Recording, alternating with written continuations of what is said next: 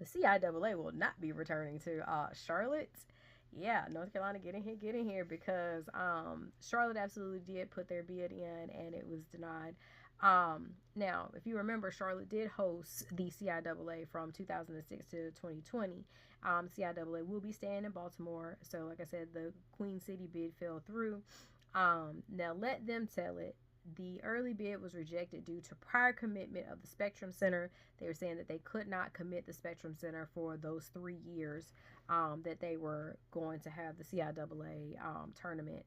And my thing is, if you knew you couldn't commit to those 3 years, why'd you submit a bid? I don't think that's what it was in the first place. If you all remember, Charlotte has a big problem when it comes to the gathering of black people. Let's just go ahead and put that out there. A lot of restaurants got caught, price gouging. A lot of hotels got caught price gouging.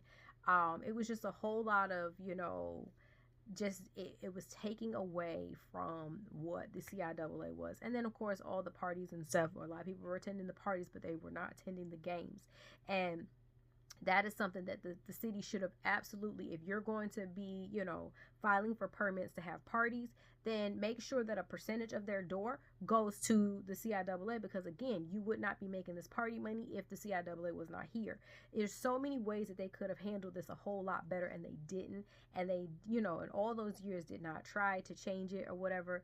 And still, people kept showing up in droves and whatnot. It was just like when Charlotte hosted All-Star Weekend. People showed up in droves. They spent the money. They, did all the things, but they were not treated in the way that they needed to be treated. And I can guarantee you, there ain't nothing on them books that's going to bring in the money that CIAA brought in.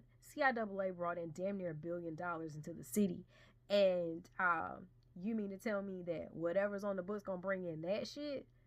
As well as exposure. And I mean, I'm talking about money to all the businesses that were around.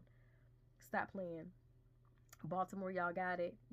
From what I understand, it is a lot more game centered in Baltimore. So hopefully it stays rightfully where it needs to be, so that the focus can be on those players that are absolutely, putting in the work and getting to, all of the competition games and things, and getting the spotlight shined on them. And we keep it as what it needs to be. It's not just a reason to party and celebrate. Yes, that's part of having fun and stuff and honoring this, but we also need to understand that those schools work hard to get to where they are, and those schools absolutely need that monetary support.